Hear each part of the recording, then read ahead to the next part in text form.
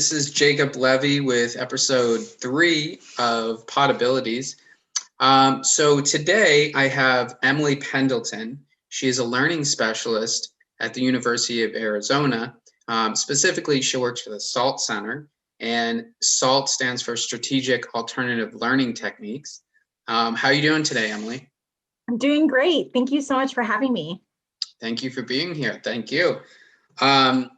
So yeah, I was also a member of the SALT family. I really don't want to say how many years ago, but yeah, I graduated in 2005, way back in the day. Had a wonderful experience there. Definitely picked up some amazing learning strategies. But Emily, this is about you today. I wanted to pick your brain a little bit. Can you describe your experience or your relationship growing up with a disability? Yeah, just like you stated, I also was part of the SALT Center as a college student. I was diagnosed at a really young age with a learning disability. I was actually 5.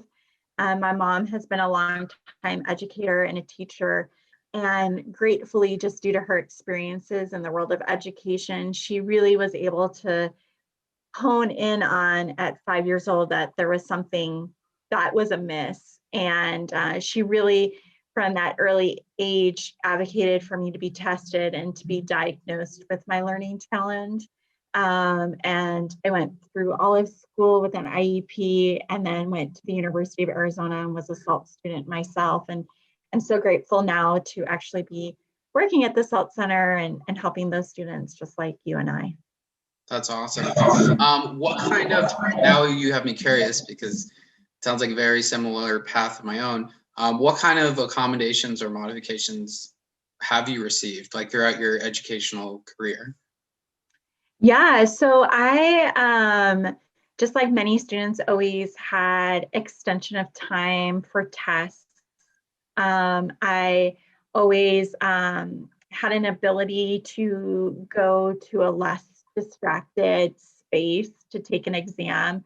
I was always very anxious and would kind of watch my surroundings and not be able to focus as much. So I had that as an accommodation. I had note-taking assistance and the ability to use, at that time, actually a little tape recorder. Like you, I graduated in 2002 from the University of Arizona. And, the technologies of smartphones didn't exist then where you can, have an app or something that records for you.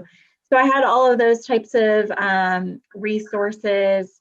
Those were probably the big ones that I used specifically through college, but I'm sure there was much more. I just, whatever I could get my hands on, I took advantage of.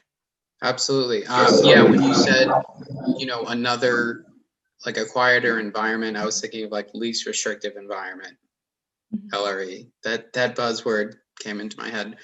But yeah, I totally agree. I was given very similar accommodations.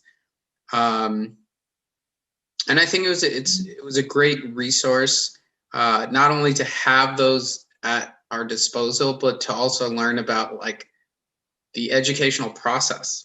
I had no idea until I was a little bit older, middle school, high school, to actually learn and be self-aware of the accommodations I was receiving. Yeah.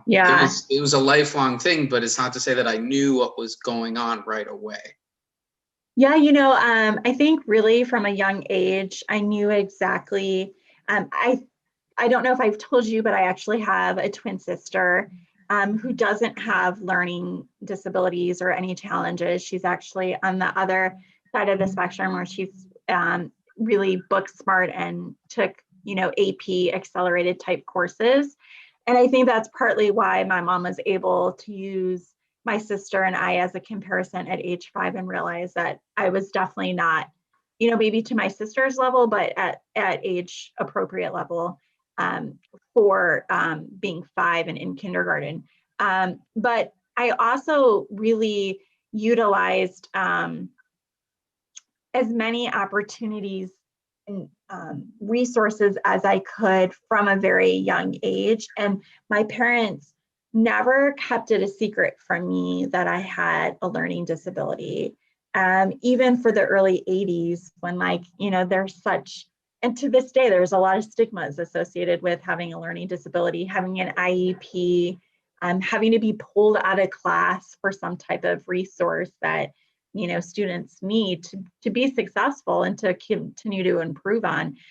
So I was always very self-aware of that. And from an early age, my parents really taught me to be somebody who can advocate for myself, and to always ask. It can never do harm by asking, and you never know what might come of it. And that was instilled in me at a pretty young age.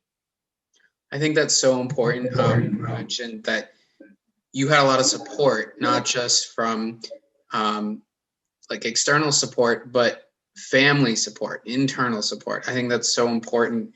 And I think it fosters that development and ongoing, like, self-awareness and especially self-esteem.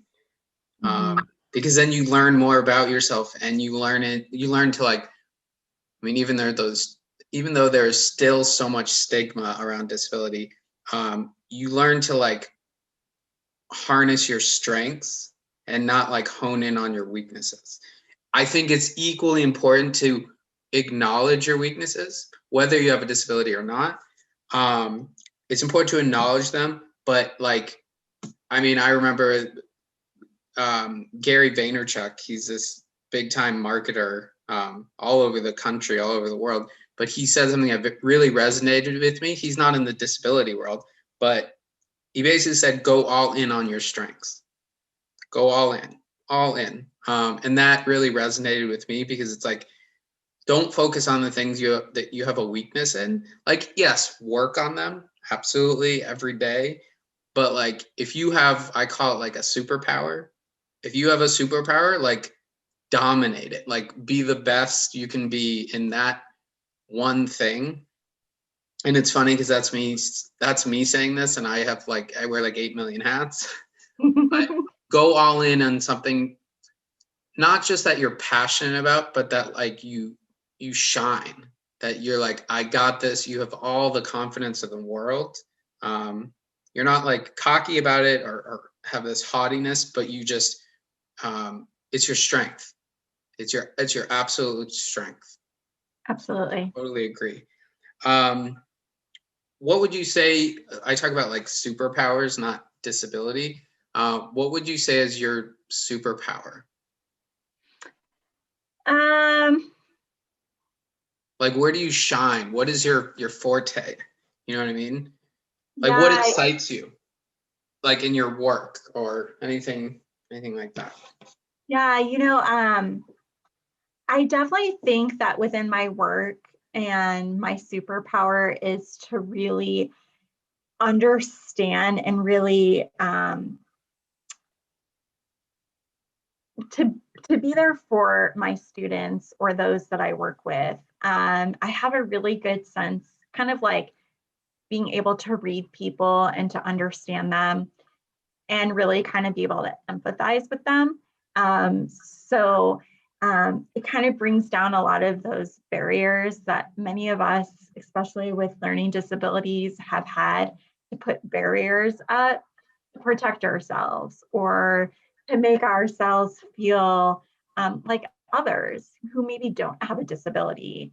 And I think that compassion and that empathy is really one of my true superpowers. I have usually, outside of even work, just within a friend base and just people that I've been connected to, I just usually am really easy to talk to, and people have some type of connection. And I'm usually that good resource to somebody who might be going through something challenging in life, and just feel like we have a connection, and that I'm there to support them.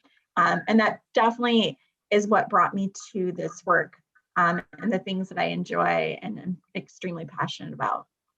Absolutely. And I think so many times that people are looking for someone to just listen to their problems, their thoughts. Plenty of people want to say something, but not everybody's listening. Yeah. There was a really interesting thing that I heard about, like, you can hear someone, but does that mean you're listening? Yes, I So know there's a that. totally a difference. And like, this is me also as a musician. Like, you can hear whatever you want, but are you listening? Exactly. So I totally agree in terms of that, and like listening to people and really like lending an ear. So that's a beautiful statement. My Well, last question is, given, you know, all this knowledge that you've just bestowed upon me, about your experiences with disability, if you had to put a quote on a bumper sticker for the rest of the world to see, whether it's like a message or a saying, anything like that, what would you want to say? It could be to the population of people with disabilities or the general population, whatever you'd like. you know, I would really kind of envision that bumper sticker to read, treat others as you wish to be treated. Um, Kind of like that golden rule of just kindness, whether you have to your point, a disability or not, or are different from somebody, or live a different lifestyle.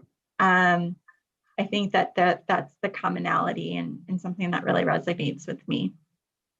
That's wonderful. Yeah, I think anyone can resonate with that quote, the golden rule. Wonderful. All right. Well, thank you so much, Emily. I really appreciate your time, and you sharing your journey, in the disability world. So this is Jacob Levy. Thank you, Emily Pendleton from the SALT Center, University of Arizona, Learning Specialist. Again, this is Jacob Levy, episode number 3 of Possibilities, signing out. Thank you.